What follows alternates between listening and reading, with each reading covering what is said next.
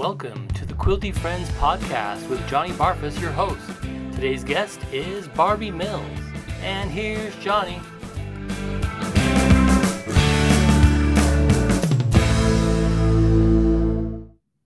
Okay, we're recording. Hello, and welcome to another episode of the Quilty Friends podcast. I have here with me my friend. I'm Barbie Mills. Barbie Mills. Barbie, thank you so much for coming down. Thanks for inviting me. I'm so excited to be here. I'm really glad you did. Oh, let's make sure that I've got to move the microphone a little bit. Okay, perfect. That's all. That's better. I think that's better. Okay. Barbie. Yes. How do we know each other? So First tell me about you. Okay, about me. I grew up in Ohio originally, and I lived in Utah now for a long time, more than I lived in Ohio. I went to college out here, and where'd you go to college? I went to BYU. Okay, cool. And I studied family consumer science, and I was a home ec teacher for 7 years. Mm-hmm. And now I've not been a home ec teacher for almost 12. So nice. How did I remember you talking about to do that? I remember you talking about you taught sewing, right? Yeah. In high schools or junior high? Junior high. Okay. Yeah. Cool. Yeah. And you have a husband. I do. Tell us about your family. My husband's name is Kyle, and we've got 4 kids. My youngest just turned 7, and then I've got boys that are 9 and 11, and a 14-year-old daughter. And 14-year-old daughter, her name is Hazel. Hazel. She's adorable. And she comes to Guild with me. Yes, she's been coming to the Northern Utah Quilt Guild. She's coming to both. Oh. Are you still going to the Salt Lake Quilt Guild? Yes. Are you going tonight? Yes.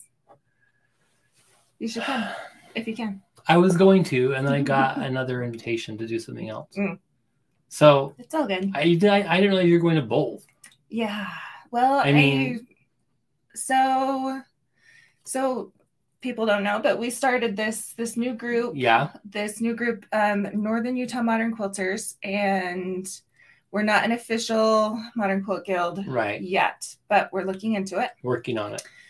And so I've been going to the Salt Lake Modern Quilt Guild for 10 or 11 years. I think it's 11. Wow. Yeah. Yeah. It's a long time. Okay. And I just have friends there. Yeah. So I don't want to stop going. So that means I drive to both. I know. So, I don't blame you. Yeah. Okay. Yeah, it's good. Tell us a little bit more about you. Like, what are you passionate about? What am I passionate about? Oh, something else. I'm really tall. Yeah. So I usually have this chair like a little bit higher because anyway. And this is as low as it goes. This is as low as it goes. Maybe I need new furniture from here, but it's fine. I'm just doing the best I can with what I have. It's good. But Johnny and I see eye to eye. Yeah. Quite a few things. Which thankfully, yes. Thank goodness. Yeah. Yeah, we do see eye to eye on a few things. A few, yeah. Yeah. Okay, keep going. Tell us more about you. Okay, so I've been sewing forever. And by forever you mean like did your mom teach you? Yes. Okay. Like when you were little? Yeah. Nice. I have in my scrapbook. I should have found it. I don't even know if I have the scrapbook anymore. It might have gotten lost when we cleaned out my parents' house. Oh. But it was this little piece of fabric from my mom's wedding dress, actually. Really? And she drew X's on it in the shape of a Christmas tree, and I did a little Christmas tree. Oh, nice. Cross stitch. Like cross stitch? Yeah, when I was 4. Wow. That's cool. So, yeah. So you've been sewing a long time. Long time. Awesome. Yeah. And when did you get the quilting bug? So I made my first quilt when I was 16 or 17. Mm-hmm. And I think I made 2 before I went to college. So not a whole lot. And then started getting into it more after I got married, which was 2005. So I would have started in like 2006. Started having friends that had babies. Mm-hmm. And made a couple baby quilts, and wanted to make a quilt for our bed after I got married. Mm-hmm. And that quilt's really funny. It's hilarious. Why? Because it's one of the very first quilts I quilted myself. Okay. And it's this king size quilt because we are not small people. And I stitched in the ditch with my hopping foot. that's meant for free motion quilting. Okay. On my domestic machine. Wow. A king size. Mm-hmm. I didn't know what I was doing. I've never quilted a quilt on a domestic machine. Really? I can't see any reason why I would want to try even Well, I mean, I know why people do it. Right. But yeah. Anyway, when I started quilting, it was quilt by, we found a long armor nearby. Mm-hmm. So that's how I started. Yeah. Was just having someone long arm my quilts. But the first time I saw a long arm, I wanted one. Right. Me too. Yeah. The first time I saw it was in Family Fabrics in Bountiful and 5 Point Small. Was it around then? No. Probably not. Anyway, but No. I remember seeing this long arm, like that quilting out on this long arm. I was like, that is magical. So anyway. I had a similar experience. When I was at BYU, one of the fabric stores that my professor, because I took all these sewing classes because I was studying family consumer science. It was the Stitching Corner in Orem. And it was a great quilt shop, but they also had some apparel fabrics. Some, not a ton. But they had a long arm, and I was like, what is this magic? Exactly. Yeah. I thought it was just the coolest thing ever. Yeah. It was probably 2002 or 2003. Oh, wow. And so I wanted one. Yeah. And so after my second kid was born was when I quit teaching. And 6 months later, I was just going nuts. Like, I wanted to be a stay-at-home mom my whole life. And here I am with these babies. And nothing stays done. Right. It was driving me crazy. So I happened to be at Joann's, and I saw this thing that they were looking for a quilting instructor for their classes. And I was like, I can do that. So I got that job, and it really wasn't that great. But I did enjoy it. But the crochet instructor there was selling a Grace frame. And I was like, what? You can put your own sewing machine on this frame? And so I bought that for $150. Nice. And it all went downhill, I guess. Uphill. From there. Wait, uphill. no, yes. So all downhill from there. Yeah. So that machine didn't last long because I held down this, I put my actual sewing machine on it, and it had this wooden lever that pushed down on the foot pedal. Yeah. And my hand would cramp and it would come apart. And my stitches would get long. But the very first quilt I did on that was for my sister, and she still has it. It's terrible. The loops are all square.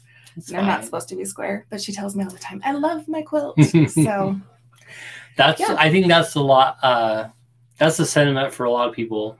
Right? That the quilters we have more self-judgment. The people who receive it, they could care less. They love it. Right? Right. Yeah. Totally. Yeah. So then I bought a long arm in 2013, I think. So I started my business in 2012, which was probably before I should have because I wasn't very good at the time. Then upgraded, got a real long arm in 2013, got a computerized long arm in 2017. We moved to a bigger house. Thanks, Mom, for helping with that one. Nice. And then I started designing digital pantographs. Right. And how long have you been doing that? So about 1.5 years since I started designing, and just a little over a year since I sold my first one. That's awesome.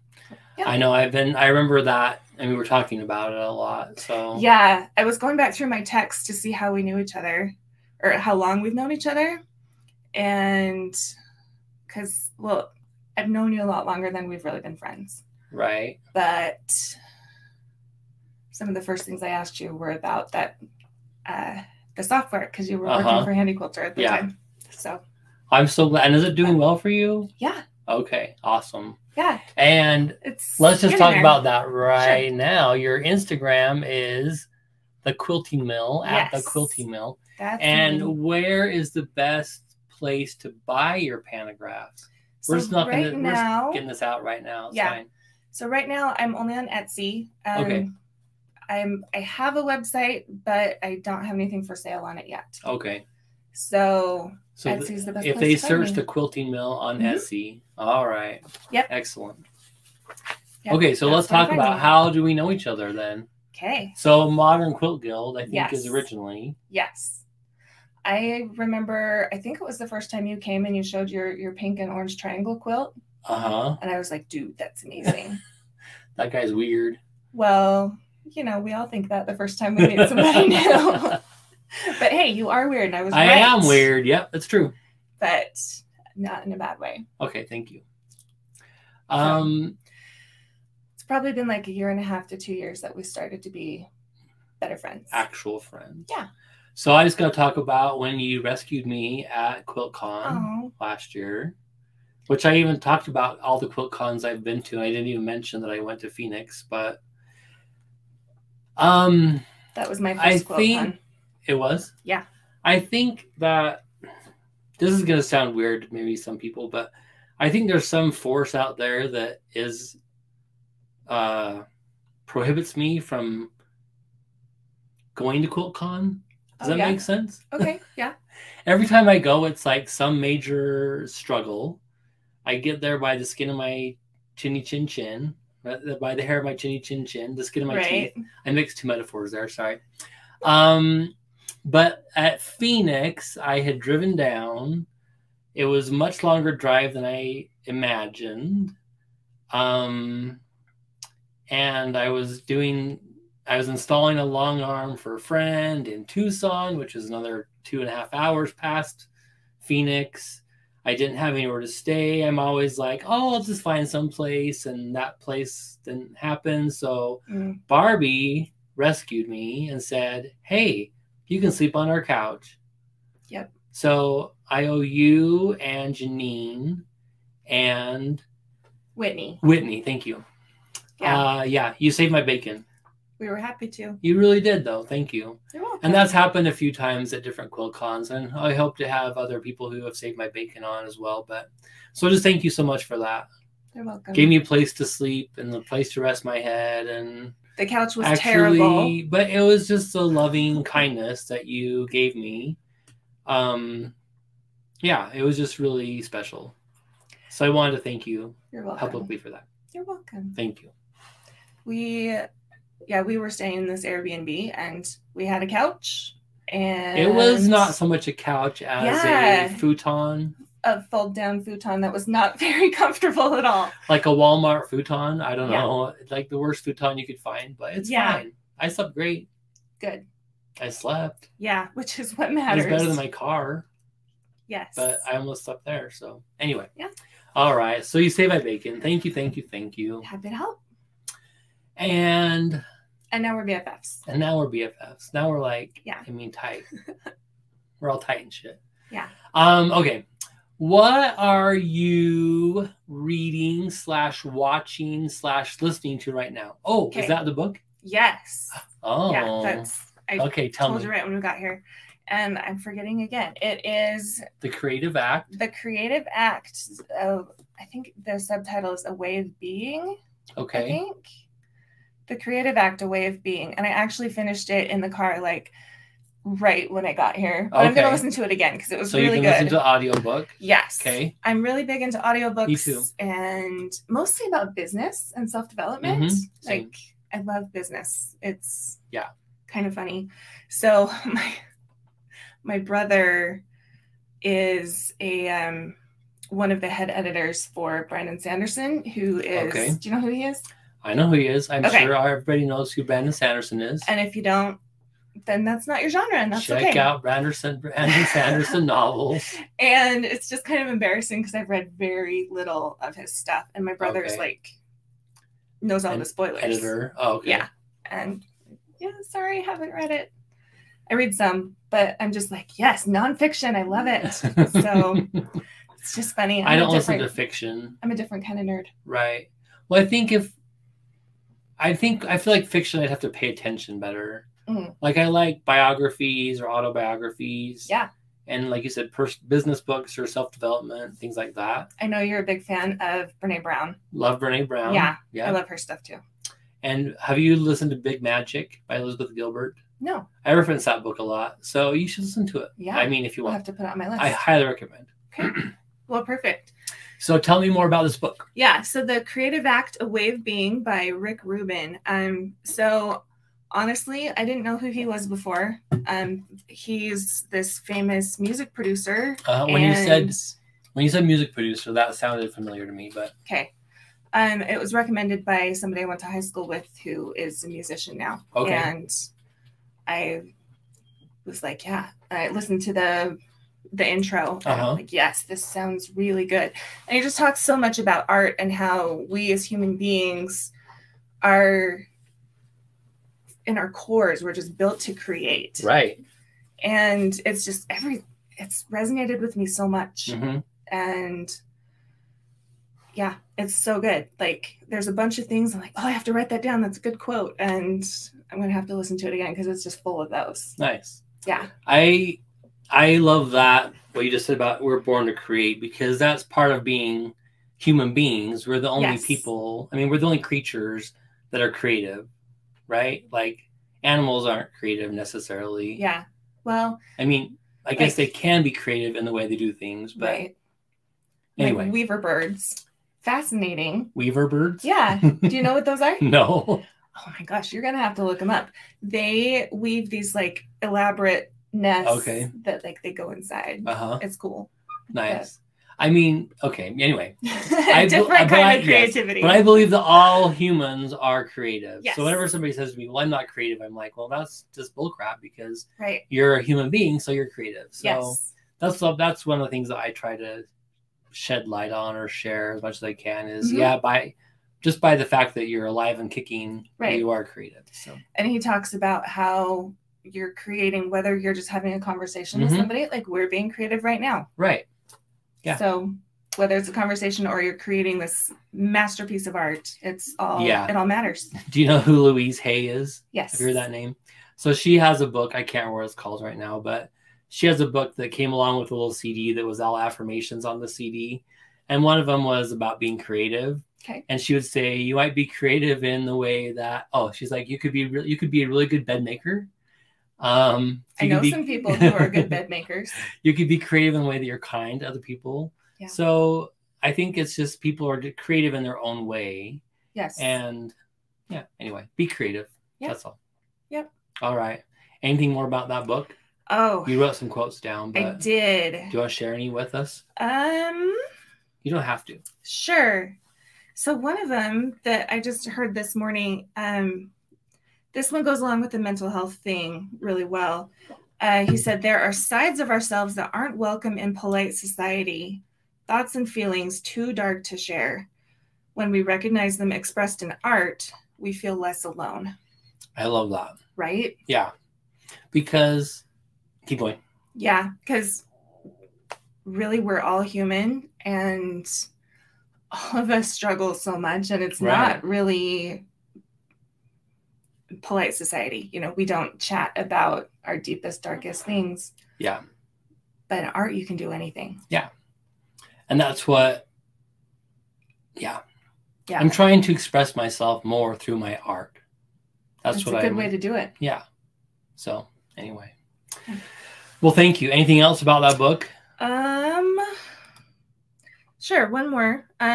This one I heard yesterday. Epiphanies are hidden in the most ordinary moments. The casting of a shadow, the smell of a match igniting, an unusual phrase overheard or misheard, a dedication to the practice of showing up on a regular basis is the main requirement. I thought that was it just hit me. Like, it's those little things that you suddenly look at in a different way. And when you notice something in a different way, you have to act on it. Yeah. Like now. Yeah. And then that happened to me last night. I was thinking about one of my designs, one of my pantograph designs that I've already got out, and I thought of a way to change it and make it different. And as soon as dinner was over, I had to sit down and make that. So I've got a new one coming out. I love it. It's good. That's awesome. It was a simple fix change, but has a totally different feel than the original. That's neat.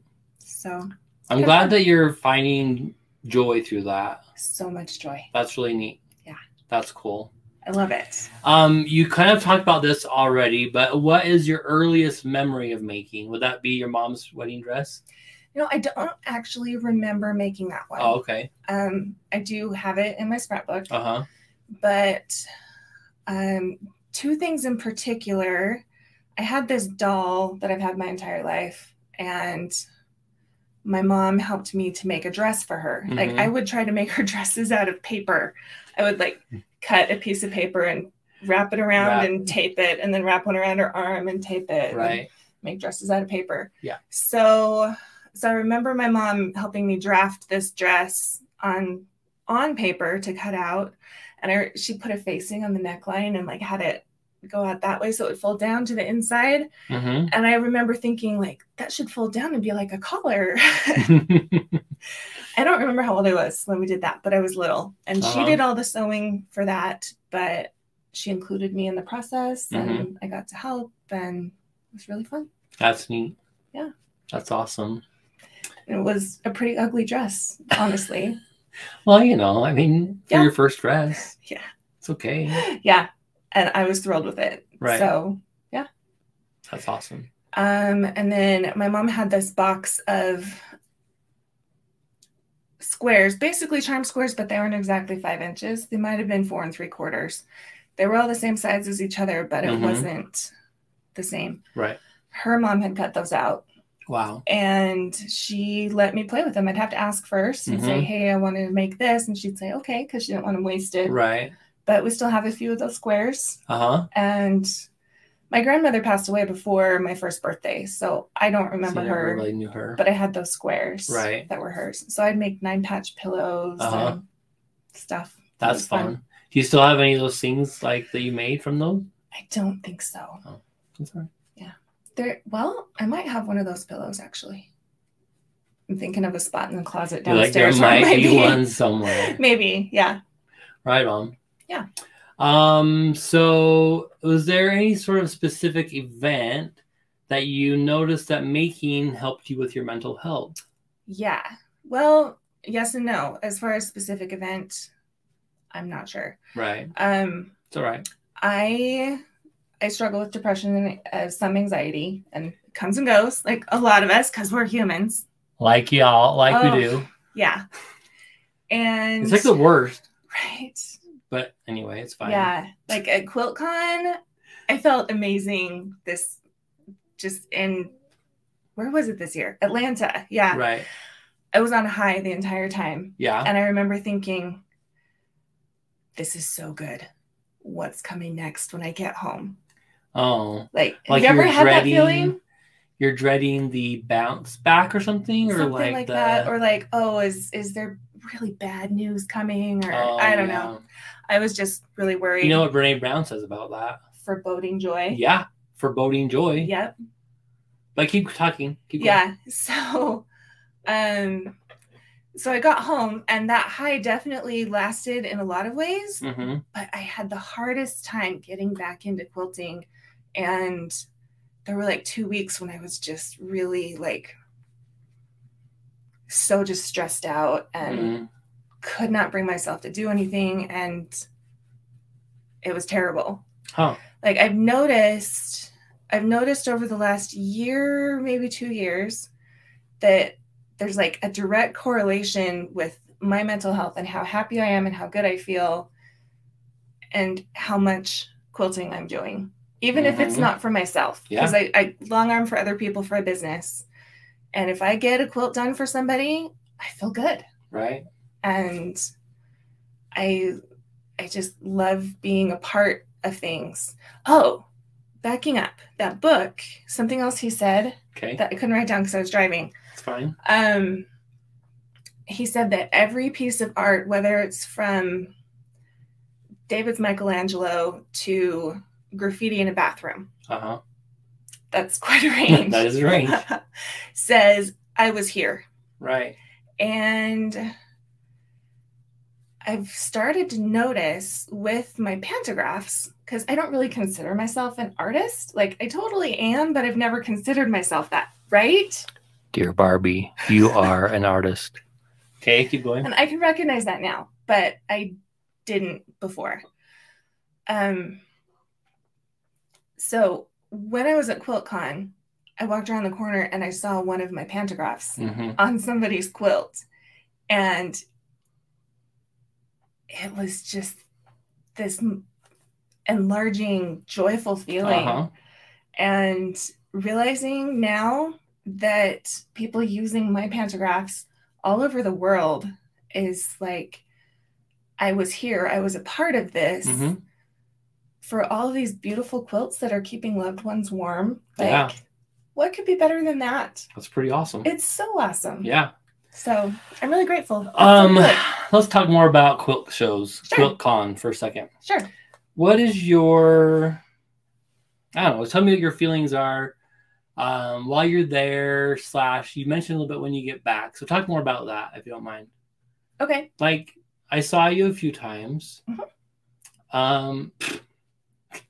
I'm always so awkward. Like the time you're walking down the sidewalk and you're with your friends, and I was just like, we were both walking fast. I'm like, hi, hi. I don't know. I just feel like the biggest dork, but don't say hi because I always love to say I know. I always like to say hi, but tell me your feelings when you're there, if you don't mind.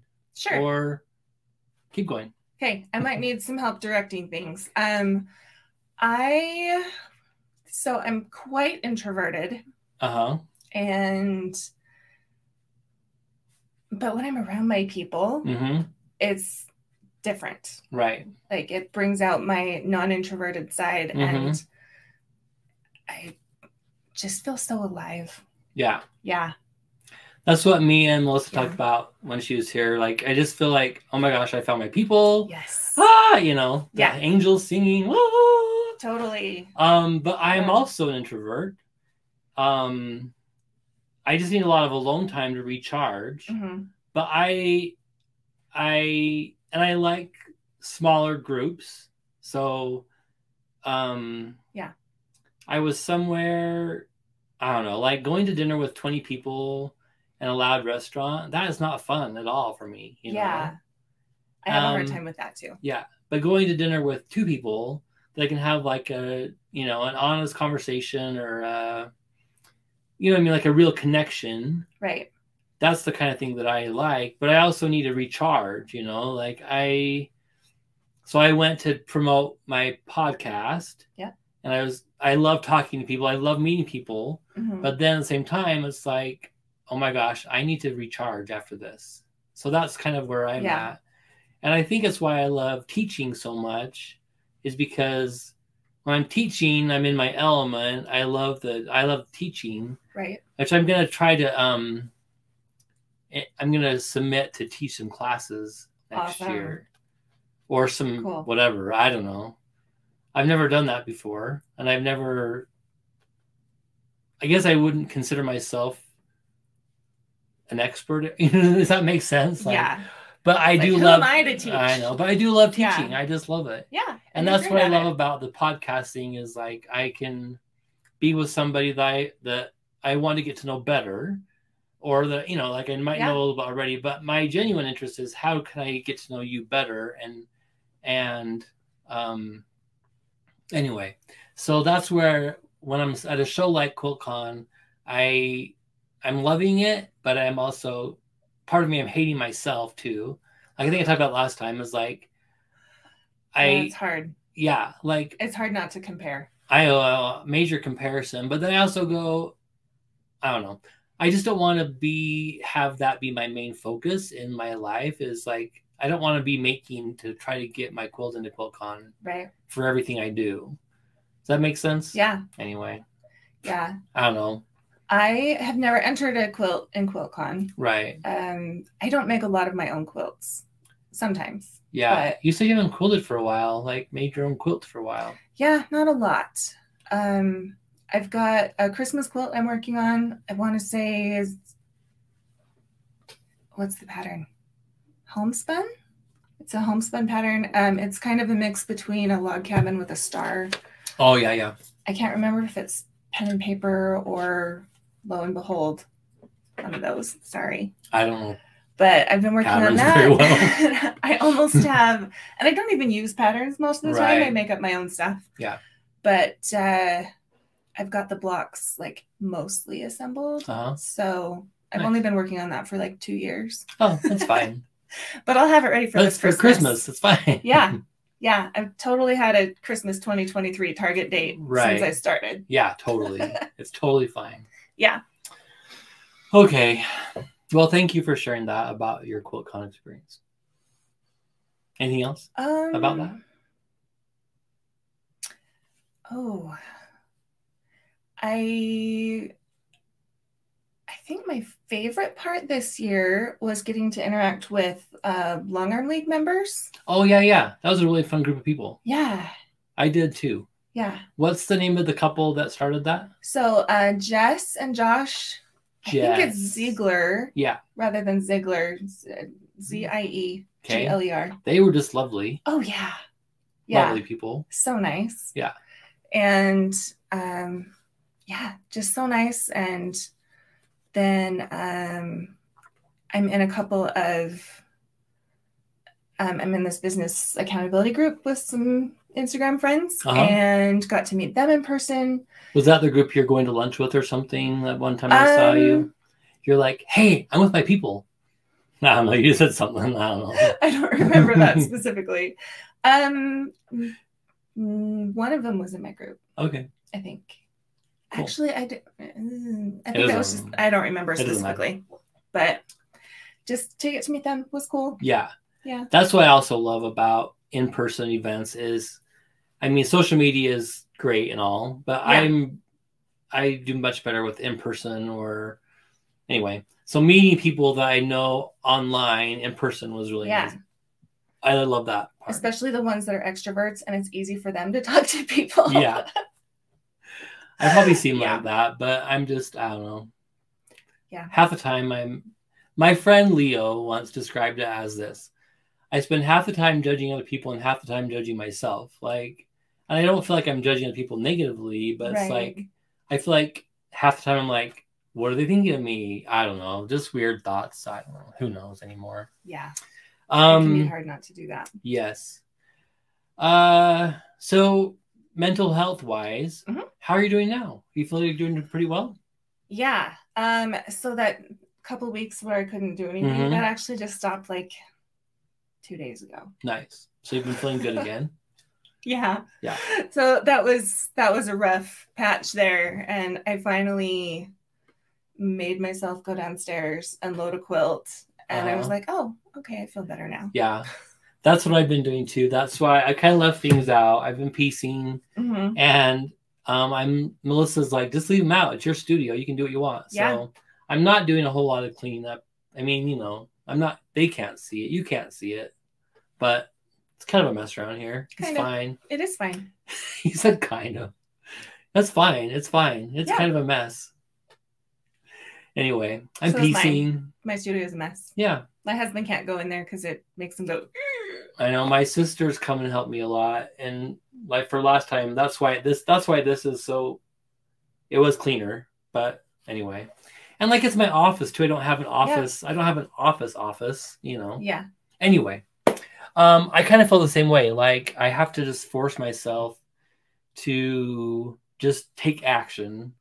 Yeah. And once I start taking action, I think that's something that I hope other people can take away from this is when I get stuck, there was a class I took. When I get stuck, I take action. Oh, when I get stuck, I take action. So if you get stuck, just take action somehow. And I believe the act of doing something gets you kind of get in the mode and going again. Right. So if I'm ever stuck, I literally just pull out 2 scraps of fabric, 2 strips. I'll just start sewing them together. Like I'm making something, but yeah. A lot of times the motivation follows getting started. Yes. When really you want it to be the other way around. Right. There's some quote about that, isn't there? Like I can't think of what it is right now. Something follows the something. Something. Yeah. Inertia. If you know the quote, then you're fine to put in the comments. Yeah, let us know. Okay. What do you do for self-care? So a big part of self-care for me is quilting. Right. Yeah.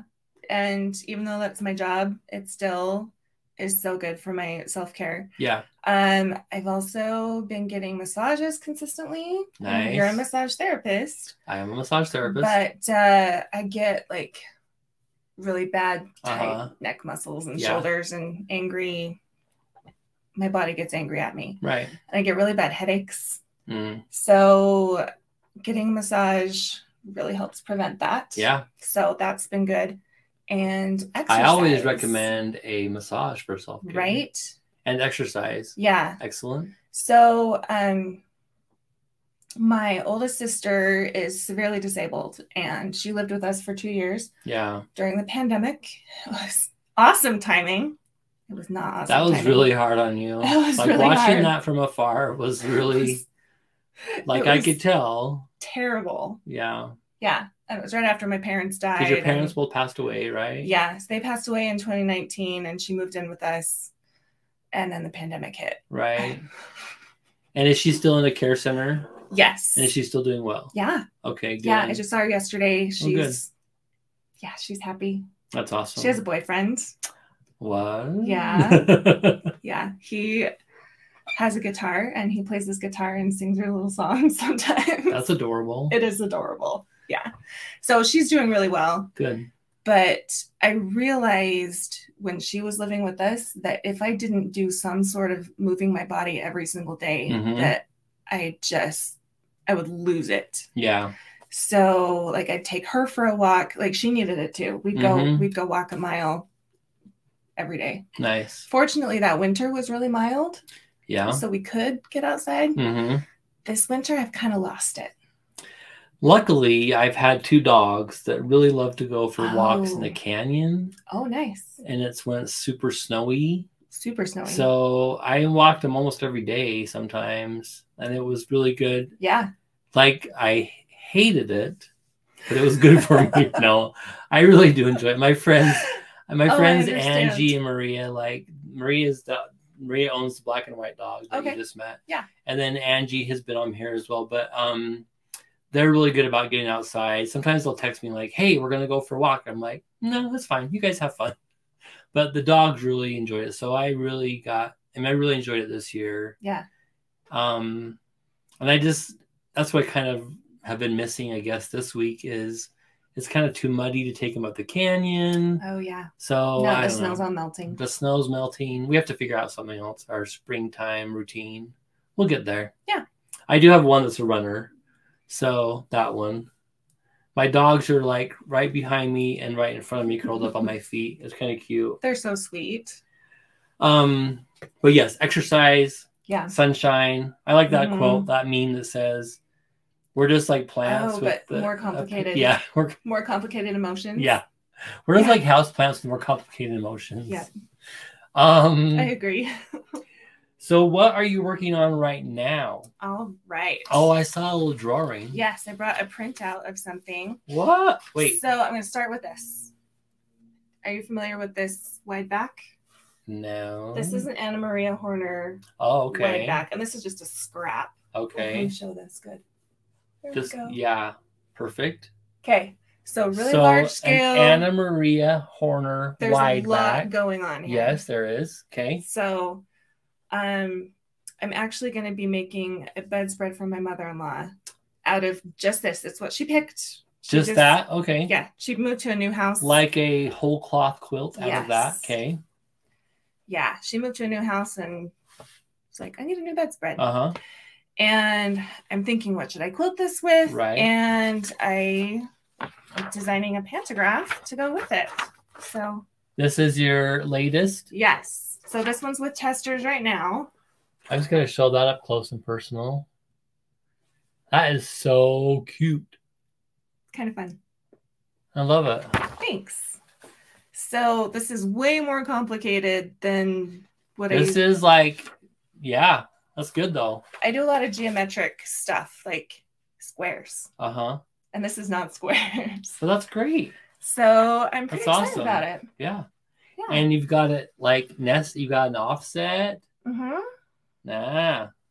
Sweet. Yeah. So I don't test every design with testers, but this one I'm like, I need to test this one. Yeah. Cool. Just to make sure it works for people. So coming soon to the Quilting Mill. Yes. Hopefully April 1st. All right. Unless there's something wrong, the testers find big problems. It'll be coming April 1st. All right. I'm going to move that over here so I don't keep hitting it. That's all right. So cute. Where are you going to put on the back of that?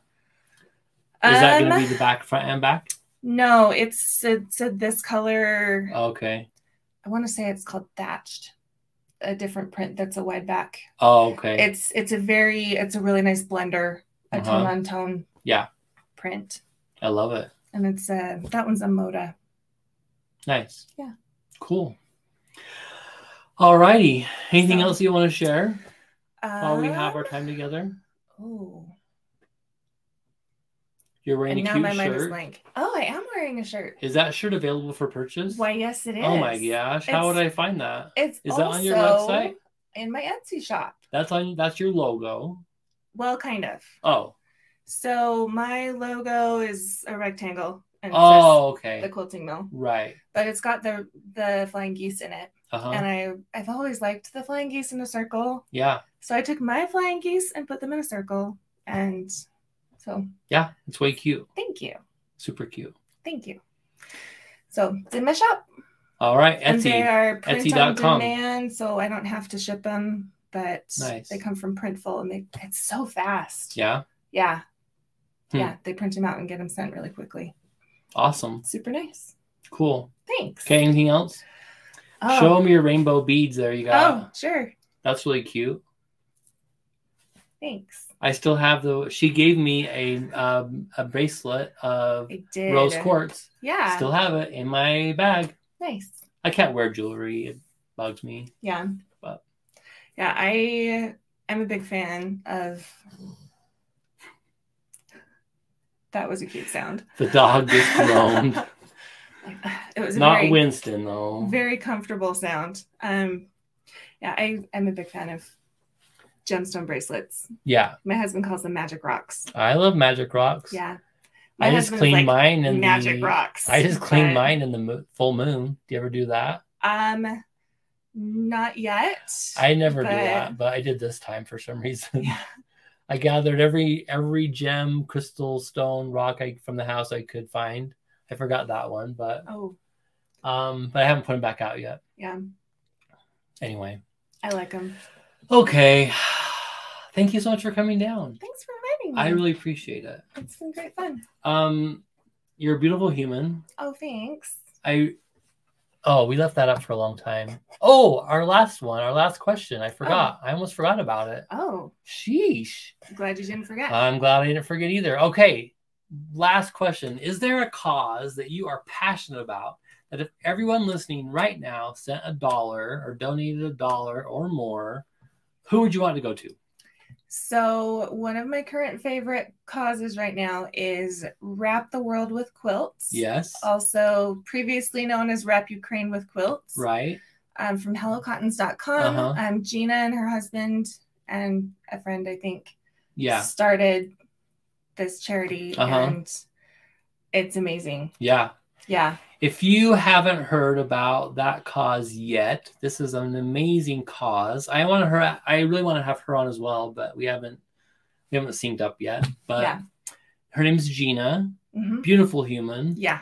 And when Ukraine was at war, so just a year ago, really, right? Did that war start like a year ago? I think so. It wasn't very long ago. She got the idea. Let's send as many quilts as we can to that war-torn country. And we were just on their website. So if you want to donate, go to hellocottons.com. I was just at her website. I think you can still see me. Oh, Wrap the World with Quilts. Wrap the World with Quilts. And it says on there, so she started out as Wrap Ukraine with Quilts. And now she's moving it to Wrap the World with Quilts. 25,681 quilts so far. That is so many quilts. That's amazing. Yeah. That's bonkers. Yeah. I love that so much. So I went to one of the sew-alongs or sew-ins that they had at the Quilters Lodge. Yeah, I've been to one or two of those. Yeah. Too. And just, I don't know. I love that. I just love what one person can do if they put their mind to it, you know, put their heart in it. Absolutely. So Gina, an amazing person. Again, if you haven't heard of that, check out hellocottons.com. On Facebook, I believe it's Wrap the World with Quilts now. On Instagram, Wrap the World with Quilts. I believe so. She's kind of switching over all of her branding right now for that. So, yeah. And I'll put the link in the comments to donate, the donate link in there in the comments of this video. Perfect. Okay. Well, thank you so much. Thanks for having me. I really appreciate it. Anything else? Parting words? It's all right if you don't. Well, you are good enough. You're smart enough. And by golly, people like you. That's right. Thank you, Stuart Smalley, right? Right. No, we're, everybody struggles. Yeah. And if you struggle, you're not alone. No. Because I struggle. And I struggle. Everyone. And I hope that all of us can find something to create that helps us to feel more alive and more ourselves and more comfortable in our own skin. Yeah, definitely. Yep. Thank you so much. All right. Thanks for coming. Thanks for having me. I really appreciate coming down. Of course. All right. That wraps up another episode of the Quilty Friends podcast. Go ahead and subscribe wherever the buttons happen to be. I don't know where they are. One of the places. Subscribe if you haven't already. Share with your friends. Use hashtag making for mental health if you wouldn't mind. I would love that. And we'll see you next time on Quilty Friends Podcast. Bye. The Quilty Friends Podcast is produced by Johnny Barfuss. Johnny Barfuss is your host. Today's guest is Barbie Mills. Thank you so much, Barbie, for joining me. And we'll see you next time.